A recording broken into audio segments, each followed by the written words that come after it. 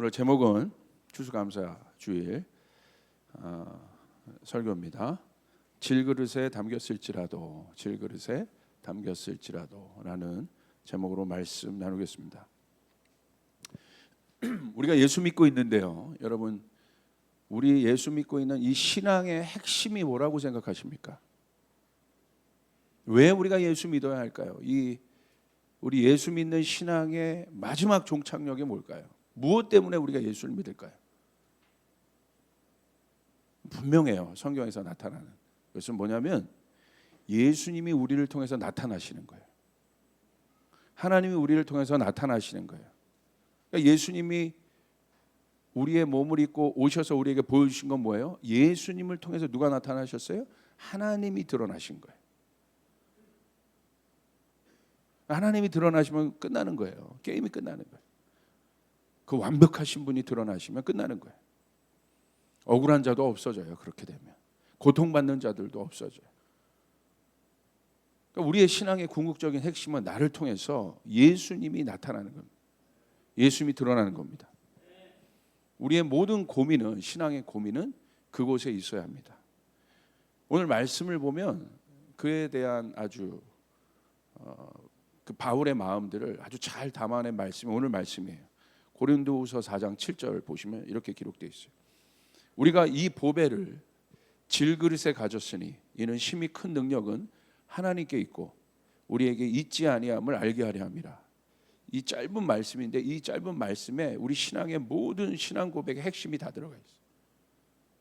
자, 주목할 단어가 두 가지 단어가 있어요. 하나는 뭡니까? 보배. 그리고 하나는 질그릇입니다. 근데 오늘 본문을 보니까 그 보배가 어디에 담겨 있습니까? 질그릇에 담겨져 있다고 되어 있어요. 이게 아주 바울이 왜 이 표현을 썼는가? 이게 아주 여기에 엄청난 이 기독교의 역설적 그 진리가 숨겨져 있어요. 이런 보배는 무엇을 말합니까? 보배. 존귀하고 가치 있는 물건을 보배라고 합니다. 그렇죠? 그러니까 여러분, 내가 인생에서 내가 참 성공했다. 그것을 뭐로 여러분 알 수 있냐면 보배에서 결정돼요. 그 사람이 무엇을 가치로 여기고 있었는가. 그게 남는 거예요. 그러니까 마지막 저 사람이 잘 살았나 못 살았는가는 어디 가면 알아요? 진짜예요. 이거 장례식 가보면 안 되잖아요. 장례식 가보면 저 사람이 이 땅에서 잘 살았는지 못 살았는지가 다 드러나는 거예요. 그러니까 뭘 남겼느냐는 거예요. 뭘 남겼느냐. 그래서 성공한 인생의 어떤 척도는 그 보배를 가졌느냐 못 가졌느냐에 대한 것입니다. 내가 가장 가치 있게 여기는 것을 보배라고 하죠. 그것을 내가 가장 가치 있게 여기는 것을 무엇을 남겼느냐. 여러분, 마피아 두목이 이 사람의 평생의 삶의 가치는 마약 아니었겠어요? 그렇죠? 마약을 통해서 자기가 부귀영화도 누리고 권력도 갖고 그런 사람들이 마피아 두목들이잖아요. 근데 마지막에 마피아 두목들이 죽을 때 마약을 남기겠어요? 그러니까 그건 가치가 아니라는 거예요. 그것을 굉장히 중요하게 여기며 살았잖아요. 근데 마지막에 자기 자녀들에게 야, 이 세상에서 가장 가치 있는 게 마약이야. 이게 보배다 너. 그러고 가겠냐는 거예요. 그러니까 우리가 가장 가치 있게 여기는 것이 무엇인지를 생각해 보세요 한번. 내가 마지막에 내 자손들에게, 내 자녀에게 이게 보배야. 이거 보배란다. 라고 무엇을 말해주겠냐는 거예요, 여러분. 이건 굉장히 실제적인 문제 아니겠습니까? 그러니까 우리가 이 보배가 다 다르죠. 그러니까 우리가 배우자를 향해서도 우리가 처음 결혼할 때, 단설답니다. 처음 결혼할 때, 처음 우리가 만날 때, 당신이 나의 보배요. 지금 어떻습니까? 할렐루야. 넘어가겠습니다. 보배. 우리 자녀를 향해서도 뭐라고 얘기해요? 보배잖아요, 보배. 그렇게 표현하지 않습니까? 그래서 모든 사람에게 있어서 이 보배는 다 다를 것입니다. 중요하게 여기는 가치가 다르기 때문에 그렇습니다. 그렇다면 성경에서는 이 보배를 뭐라고 말할까요? 성경에서 오늘 말씀을 기록한 바울은 보배를 뭘로 정의했을까요? 한번 우리가 좀 보길 바랍니다. 보배는 그럼 뭡니까, 여러분? 복음이죠. 복음의 핵심 내용은 뭐예요? 예수님을 증거하는 것이에요. 그러니까 바울의 왜 이게 보배냐? 바울의 인생이 180도 변한 이유는 왜 변했어요? 바울을 이렇게 변화시킨 바울의 삶이 변화됐잖아요.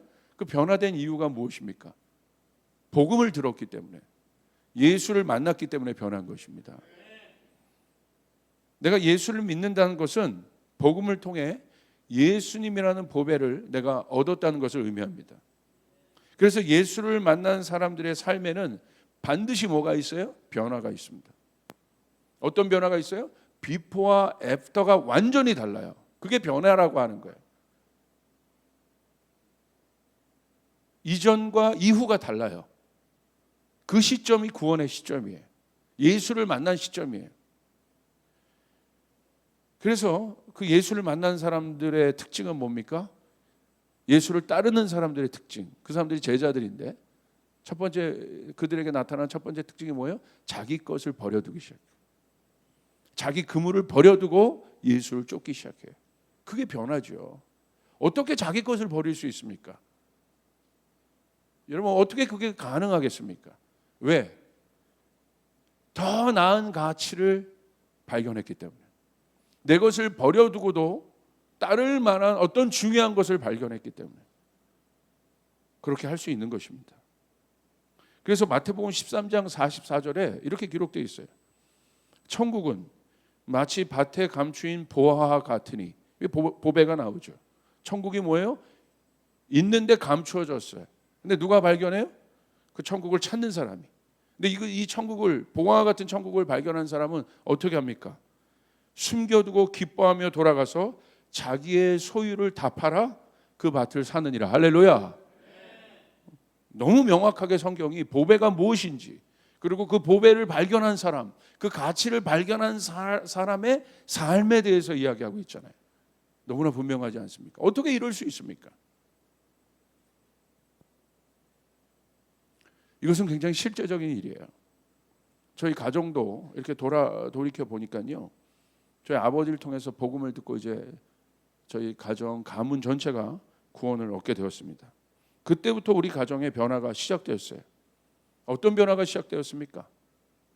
돌이켜 보니까 세상의 가치와 기준과 다른 기준과 가치가 우리 가정 안에 세워지기 시작했어요. 예전에는 이런 가치와 이런 기준을 가지고 우리 가정과 우리 가문 전체가 달려갔는데, 예수를 만나고 난 후에 다른 가치, 다른 기준, 복음의 가치, 천국의 가치들이 세워지기 시작했어요.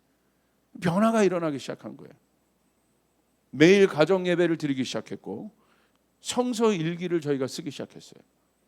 모든 삶이 교회의 중심으로 바뀌기 시작했어요. 어떻게 이럴 수 있습니까?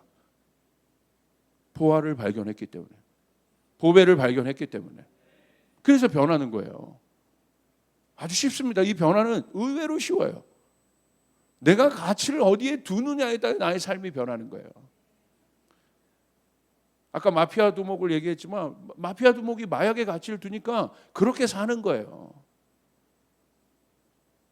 그러니까 사실은 이 성경은 뭐냐면 세계관 전쟁이고 가치 전쟁이에요. 내가 무엇을 가치로 여길 것인가? 내가 내 자녀 교육을 하는데 뭐를 가치로 여길 것인가? 이건 굉장히 중요한 거죠. 그렇게 되니까 저희 가족의 대화의 내용도 변했고, 보는 것, 듣는 것이 달라졌어요. 저희 가정에 모이면 제가 항상 얘기하잖아요. 뭐 여기 가족들이 있으니까 밤새도록 신앙 얘기를 합니다. 뭐 하나만 있으면 돼요. 커피랑 치킨 하나만 있으면 돼요. 커피 치킨이 안 어울리지만 그 하나만 있으면, 아니 콜라, 밤새 얘기해요. 신앙에 대해서. 평생을 그렇게 얘기했는데도 또 얘기하는 거예요. 얘기할 게 너무 많은 거예요. 이게 얼마나 신나냐. 얘기하다가 막 울기도 하고 감사하고 돌아보면, 야, 우리가 이렇게 이런 사람들이었는데 하나님이 우리 가정을 구원해서 이런 은혜를 주시는구나. 참 감사하지 않니? 그래서 저에게 제 개인적으로는 이 보배가 너무 실제적인 것이라는 걸 저는 고백할 수 있어요. 무엇인지 알아야 돼요. 그렇다면 이제 그게 보배인데 여러분 그 보배를 가지셨습니다. 할렐루야. 아멘. 근데 그 보배가 어디에 담겨집니까? 질그릇에 담겨져 있다고 돼 있어요. 왜 질그릇일까? 이 질그릇이 성경에서 의미하는 바는 뭘까요? 질그릇은 흙으로 만든 토기입니다. 성경에서 토기는 하나님께서 흙으로 빚으신 사람을 의미합니다. 이사야서 64장 8절. 그러나 여호와여 이제 주는 우리 아버지시니이다. 우리는 진흙이요 주는 토기장이시니 우리는 다 주의 손으로 지으신 것이니이다. 아멘. 성경에서 말하는 질그릇, 토기는 우리를 의미하는 거야. 우리를. 그분은 토기장이시기 때문에. 근데 질그릇은 무엇입니까? 왜 질그릇이라고 하셨을까요? 우리를. 질그릇은 연약합니다. 깨어지는 그릇이에요. 오늘 우리 데코팀이 너무나 예쁘게 이 질그릇으로 이 오늘 추수감사전을 표현했는데 오늘 말씀에 의거한다면 제가 저걸 깨버려야 돼요. 깰 수가 없어요. 지금 너무 아름답게. 이따가 망치 들고 와서 2부 예배 때는 지금 한번 깰까 지금. 그럼 이게 확 들어오거든요. 오늘 설교가 그냥 인상 깊게 들어오거든요. 질그릇의 의미는 뭐냐면 깨어지는 그릇이라는 깨어지는 그릇. 여러분 보통 보배는 여러분 생각해 보세요. 여러분이 중요하다고 생각하는 그 물건을 깨어지기 쉬운 그릇에 담겠습니까? 사람들 그러지 않아요. 감추죠. 이게 보호하죠. 근데 오늘 성경에 보니까 그 보배를 너무나 연약하고 깨어지기 쉬운 그릇에 담는 거예요. 질그릇에. 이게 무슨 의미겠습니까 이게?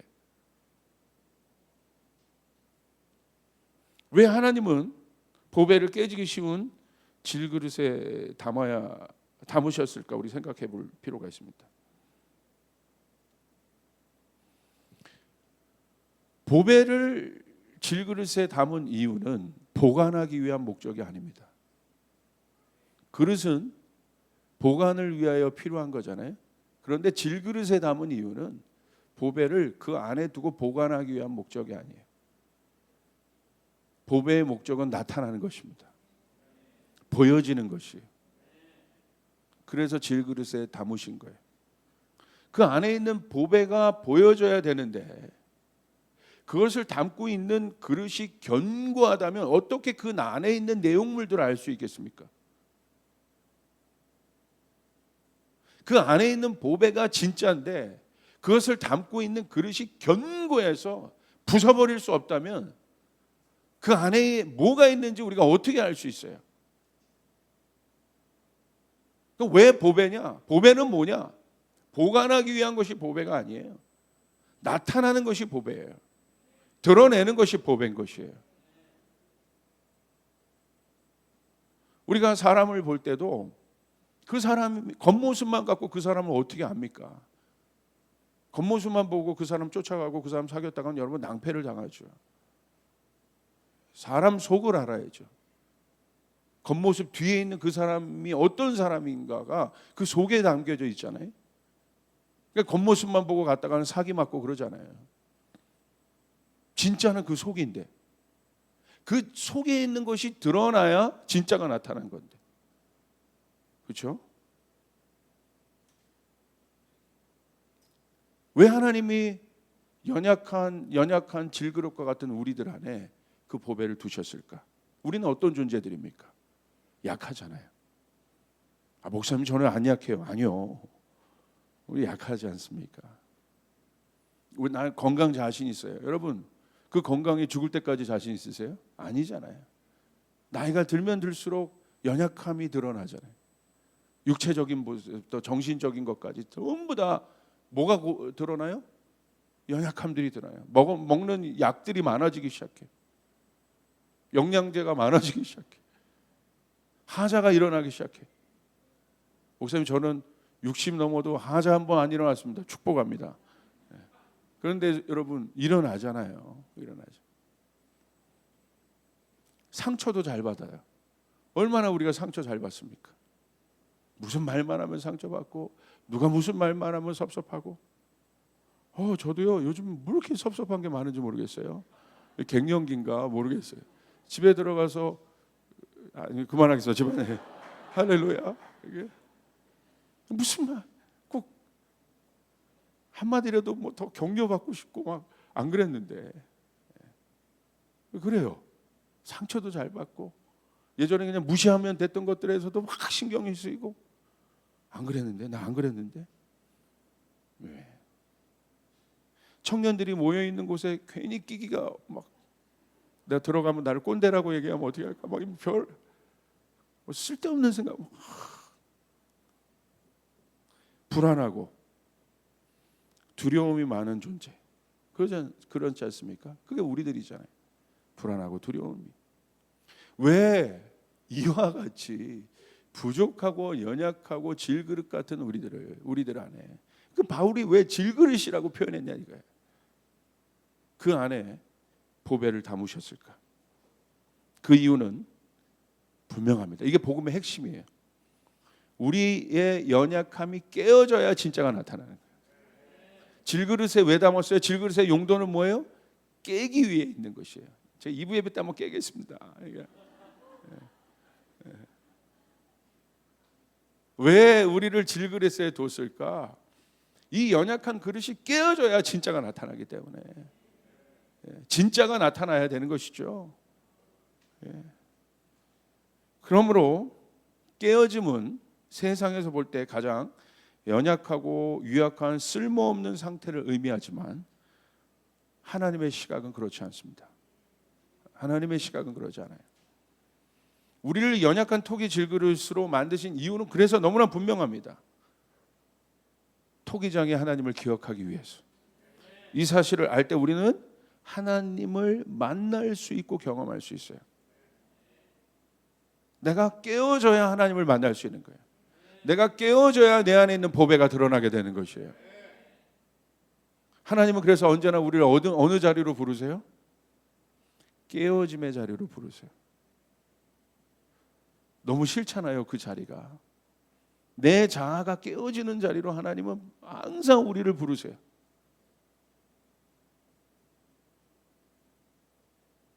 하늘의 지혜를 얻었다는 건 뭐냐? 이제 그걸 아는 거예요. 여기가 내가 깨어지는 자리구나. 하나님 나를 이 자리로 부르는 것은, 깨어지면 되게 고통스러운 거잖아요. 깨어진다는 것은 내 생각이 깨어지고, 내 자아가 깨어지고, 나의 부족함이, 보통 부족함이라는 것은, 우리 안에 연약함과 부족함이 나타나면 인간의 습성이 어떤 습성이 있냐면, 사람의 습성이 그것을 보호하고 강화시키려는 습성들이 있어요. 그러잖아요. 건강이 약해지면 건강을 강화시키려는 마음들이 있어요. 정신이 약해지면 정신을 강화시키려는 마음들이 있어요. 보통 연약함과 부족함이 나타나면 그것들을 강화시키려고 하는데, 오늘 성경은 역설적으로 아니라는 거예요. 그것이 드러날 때 어떻게 합니까? 그것을 강화시키지 말라는 거예요. 그것은 깨어져야 되는 것이라고 말하는 거예요. 내 힘으로 강화시켜봤자 더 큰 고통과 더 어려움이 닥쳐오면 어떻게 또 강화시킬 겁니까? 계속 이 알 수 없는, 풀리지 않는 이 상관관계 속에서 우리가 계속 살아가는데 답이 없잖아요. 언제까지 우리를 강화시킬 수 있겠어요? 내 힘과 내 노력으로. 불안한 거죠. 있어도 불안하고 없어도 불안한 거죠. 깨어짐은 어떤 자리입니까? 나의 연약함이 완전히 드러나는 순간이 바로 그 깨어짐의 자리예요. 여러분, 에덴 동산의 아담과 하와를 보십시오. 질그릇 같은 그들이 죄로 인하여 완전히 부서지고 깨져버려요. 그런데 역설적으로 여러분 보세요. 그들은 굉장히 아팠어요. 죄 때문에. 그래서 완전히 깨어집니다. 그런데 역설적으로 그 깨어짐의 순간 성경은 뭐가 계시가 됩니까? 원수의 머리를 죄를 통해서 그들을 깨어버린, 그들의 연약함을 공격한 그 사단, 원수가 드러나는 순간인 거예요. 오히려 그 순간 그 원수가 드러나게 돼 있는 거예요. 아멘. 스나이퍼처럼 이렇게 숨어 있는 거죠. 그런데 스나이퍼가 쐈어요. 그래서 맞췄어요. 그 고통을 당해. 근데 여러분 그거 아세요? 자기가 뭔가를 쐈다는 건 자기의 자리가 지금 노출돼 버렸다는 거예요. 오늘 사단이 우리 인간들을 공격했지만, 아담과 하와를 공격했지만 거기서 끝나는 것이 아니라 그 공격을 통해서 원수의 정체가 정확하게 드러난 것이에요. 우리를 죽이고 상하게 하려고 하는 원수의 정체가 정확하게 드러나게 되었다. 바로 그 순간 뭐가 성경에 계시가 되고 있어요? 바로 약속이 계시가 되는데, 어떤 말씀? 창세기 3장 15절. 내가 너로 여자와 원수가 되게 하고 내 후손도 여자의 후손과 원수가 되게 하리니 여자의 후손은 내 머리를 상하게 할 것이요 너는 그의 발꿈치를 상하게 할 것이니라 하시고. 할렐루야. 머리를 상하게 한다는 건 뭐예요? 머리는 생명이에요. 그냥 머리를 짓밟으면 끝나는 거예요. 다른 곳이 상하면 다시 일어날 수 있어요. 예수 그리스도가 계시됩니다. 그분이 오셔서 그 원수의 머리를 짓밟으시는 거예요. 할렐루야. 우리의 그들 안에 그 연약함으로 인해서 그 깨어짐이 드러났지만 얼마나 의지가 약했습니까? 그러니까 사람의 의지가 믿을 만하지 않죠. 깨어져 버렸잖아요. 거기서 끝난 것이 아니라 하나님의 능력이 나타났고, 우리를 향한 하나님의 약속, 하나님의 보호가 오히려 선포가 되었고, 하나님의 속성이 드러났고, 우리가 죄를 지어 정말 여러분 에덴 동산에서 쫓겨날 수밖에 없는 그런 순간에도 우리를 포기하지 않으시는 그 순간 예수의 사랑이 계시가 돼요. 여러분 이 사랑을 믿으시길 바랍니다. 놀라운 순간인 것이에요. 그러므로 성경은 우리의 연약함을 소중히 여깁니다.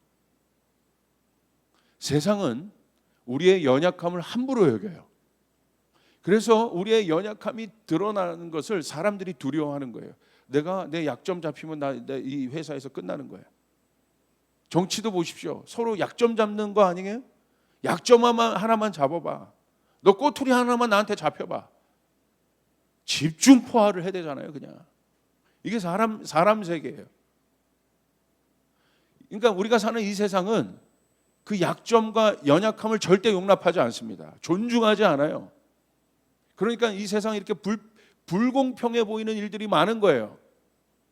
아프리카 보십시오. 얼마나 많은 아이들이 죽어가고 있습니까? 여기서는 그냥 저기 선진국에서는 먹다 남은 음식이 그렇게 많은데 그 음식으로만 모아도 저 아이들이 먹고 살 수 있어요. 얼마나 불공평한 일들이 이 세상에 많이 일어나고 있습니까? 약점들을 존중히 여기지 않아요. 그 약점을 소중히 여기지 않아요. 우리도 마찬가지 아니겠어요? 진짜 공동체가 되려면 그 약점이 안전하게, 내 약점을 털어놔도 그것이 보호받고 있어야 돼요. 안전하게 있어야 되는 것이에요. 그게 진짜 공동체예요. 왜 여러분 가족관계, 부부관계가 중요합니까? 내 약점을 다 알고 있잖아. 이 세상에서 제 약점을 가장 많이 하는 사람이 누굴까요? 성이 고씨라고 저 말을 하지 못하겠습니다. 맞잖아요. 제 약점을 제일 잘 알아요. 저도 안다고 단언코 얘기할 수 있습니다. 뭐 저만 안다고 저만 뭐 당할 수 없죠. 그렇잖아요. 약점. 그러니까 나중에 여러분 갈라지고 상하는 관계가 되면 이제 뭐 갖고 싸워요? 그 약점만 공격하는 거예요.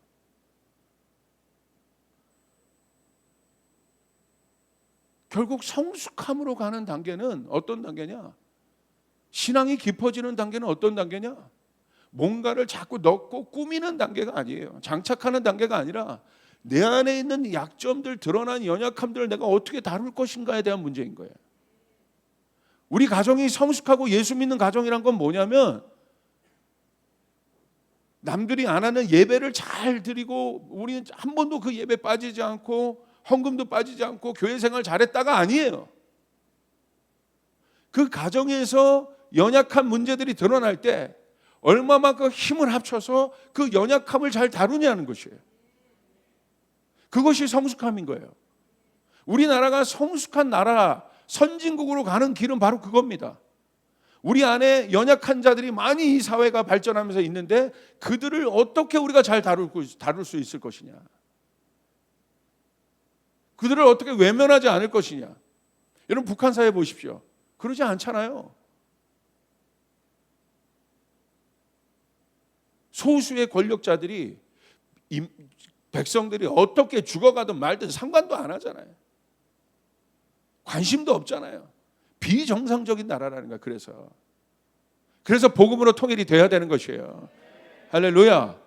성경을 보십시오. 성경의 관점을 보십시오. 그 중요한 보배를 질그릇에 담아요. 깨지기 쉬운 질그릇에 담아요. 우리 같은 사람 안에 담아요. 성경이 얼마만큼 이 연약함에 대해서 중요하게 여기고 있는가를 우리가 봐야 돼요. 세상 사람은 그러지 않죠. 세상의 가치, 사단이 만들어 놓은 가치들은 그러지 않아요. 우리 약점만 드러나면 짓밟는 거예요. 그러니까 사단이 만들어 놓은 가치는 뭐예요? 너희 약점이 드러났잖아. 하나님 앞에서 너희 약점이 드러났잖아. 또 당할 거야? 힘싸. 네 힘으로 힘싸. 높이 쌓아 올라가. 네 힘으로 올라가. 그게 뭐예요? 바벨탑인 거예요. 드러났잖아.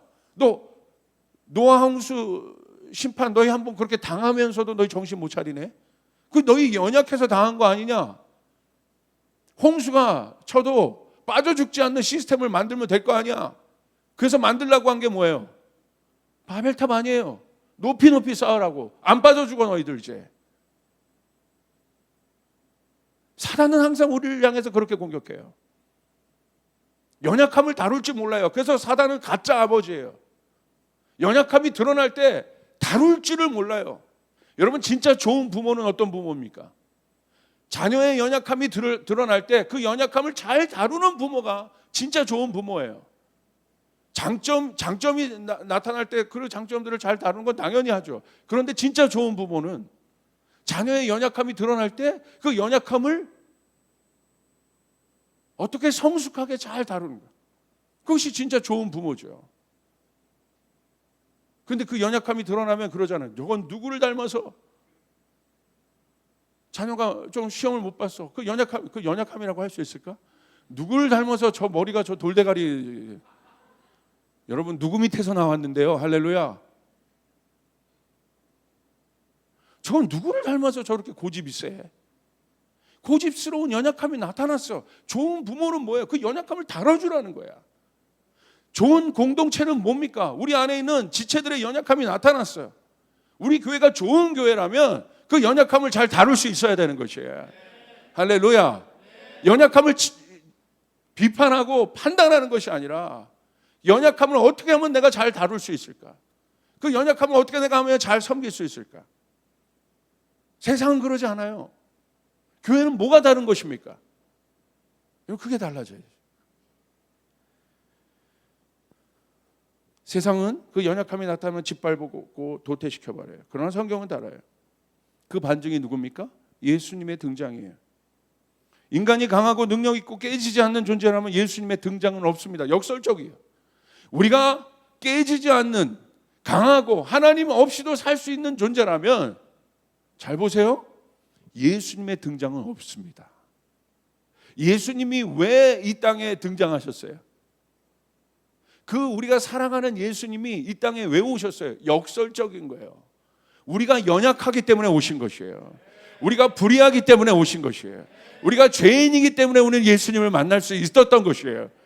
우리가 완벽한 의인이었다면 우리 예수님을 만날 수 없다니까. 역설적으로 우리가 연약하기 때문에 예수님이 이 땅에 오신 거예요. 내가 의인을 부르러 온 것이 아니다. 내가 죄인을 부르러 왔다. 이게 복음의 핵심 아니겠어요? 그래서 예수님이 이 땅에 오셔서 하신 것은 무엇입니까? 그분이 연약한 우리 육신의 질그릇 안으로 오셨습니다. 예수님 하신 건 뭐예요? 죽을 때까지 깨어지신 거예요. 마지막 십자가 위에서 예수님 와장창 깨어져 버리셨어요.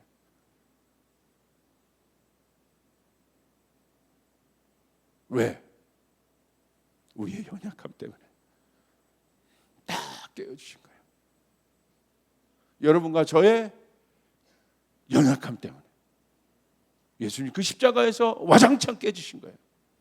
그분의 질그릇이 깨어져야 그 안에 있는 생명이 드러나게 되는 것이에요. 보배가 나타나게 되는 것이에요. 그러므로 예수님이 이 땅에 왜 오셨는가? 깨어지기 위해 오신 거예요. 부서지기 위해 오신 것이에요. 그래야 그 안에 있는 진짜가 나타나기 때문에. 그래서 예수님 부활하셔서 그 모든 것을 다 회복하셨습니다. 깨어졌기 때문에. 그러므로 사랑하는 여러분, 예수님을 따르는 삶은 이 깨어짐의 비밀을 아는 것입니다. 자, 예수님을 따라가려면 어떻게 하겠습니까? 말씀에 있죠. 누구든지 나를 따라오려거든 자기를 부인하고 자기 십자가를 지고 나를 따라와라. 그것이 예수님을 따르는 것이 능력의 삶인 거예요. 여러분 믿습니까? 제자들 안에 얼마나 천국의 능력이 실제가 되어 나타나. 그 능력이 어디로부터 오냐는 거예요. 우리가 제자들을 부러워하지 말고, 제자들 가운데 나타났던 하나님 나라의 실제를 부러워만 하지 말고 오늘 여기 있는 거예요. 어떻게 그들의 삶 가운데 하늘의 능력이 그렇게 나타날 수 있었는가? 너무 명확하게 성경에 기록되어 있는 거예요. 예수님을 따라가는 사람들이 제자들입니다. 그럼 예수님을 따라가려면 어떻게 돼요? 자기를 부인해야 되는 것이에요. 자기 십자가를 져야 되는 것이에요. 자기를 부인한다는 건 뭐예요? 깨어져야 된다는 것이에요.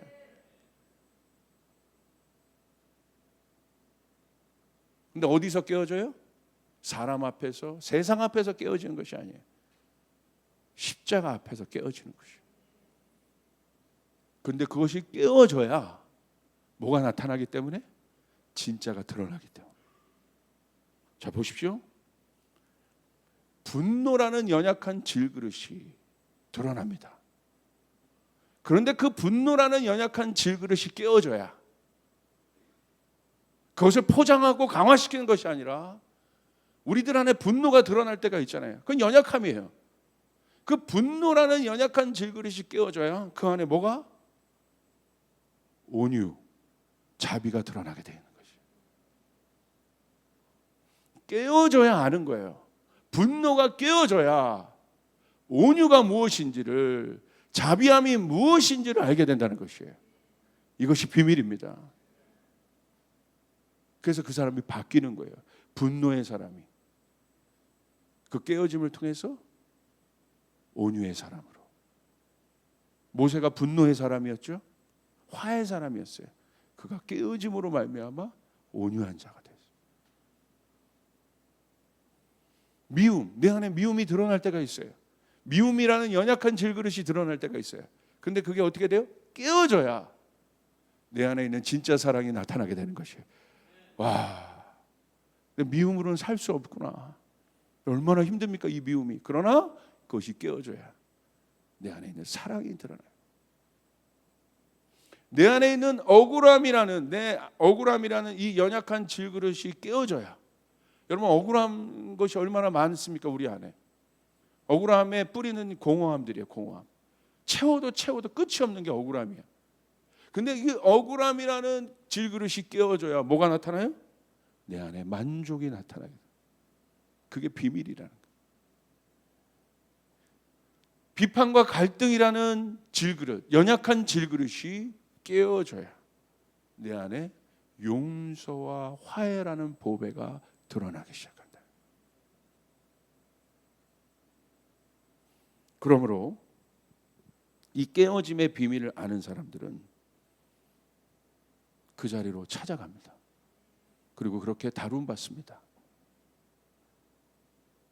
제가 예수님을 더 믿으면 믿을수록, 목회를 더 하면 할수록, 나이가 들면 더 들수록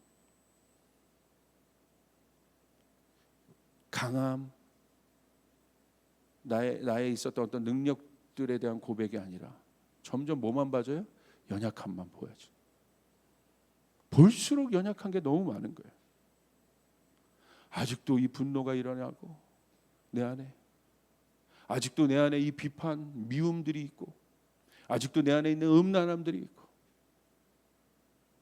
이게 계속 예수님을 따른다는 게 이렇게 실제적인구나. 이게 드러나요. 왜 하나님이 이것들을 우리 안에 드러내십니까? 아주 명확해요. 깨기 위해서. 십자가 위에서 깨기 위해서. 할렐루야, 할렐루야. 근데 저 십자가는 어떤 자리입니까? 승리의 자리라 이거예요. 우리의 모든 연약함이 회복된 자리라 이거예요. 우리의 연약함이 회복되고 능력의 옷을 입는 자리라 이거예요. 아멘. 이길 수 있는 자리라 이거예요. 저게 보이는 거예요. 십자가밖에 없는 거예요. 십자가밖에. 다 무슨 전략 이런 거 아무 소용없어. 결국 복음, 그 복음의 핵심은 뭐예요? 십자가라, 십자가. 그 십자가를 아는 것이에요. 여러분, 이것은 능력입니다. 이것은 은혜입니다. 이것은 여러분 인간의 말로 형용할 수가 없어요. 이 세계가 열리면. 그러니까 스스로 어떻게 해요? 교만의 자리가 얼마나 무서운 자리를 알게 돼요. 나의 그 연약한 질그릇이 드러날 때가 그게 얼마나 무서운 걸 알게 돼요. 그러니까 교만의 자리를 피하고 섬김과 겸손의 자리로 나가요. 영광의 자리를 피하고 영광의 중심이 아니라 영광을 바라보고 송축하는 예배의 자리에 서게 되는 거예요. 우리 공동체가, 우리 조이풀 공동체가 성숙한 공동체가 되는 것은 몇 시간 예배를 길게 드리고 또 우리가 뭔가를 많이 했다는 것이 중요한 것이 아니라 여기에 진짜 하나님 나라의 능력이 나타나려면 여기에 질그릇들이 깨어진 자들이 많이 일어나야 되는 것이에요. 할렐루야. 그들 안에 진짜가 이제 일어나야 되는 거예요. 내 아집과 고집들이 깨어져야 되는 것이에요. 십자가 앞에서 깨어져야 되는 것이에요. 그래야만 보배가 드러나기 때문에. 우리 안에 그런 게 얼마나 많습니까? 깜짝깜짝 놀라잖아요. 저도 놀라는 거예요. 막 이런 게 있었구나. 바로 그 순간이 우리 예수의 능력, 예수가 나타나는, 내가 나타난 것이 아니라 우리 예수님이 드러나는 자리임을 여러분 명심하시길 바랍니다. 그럼 우리가 오늘 감사해야 될 이유가 분명합니다.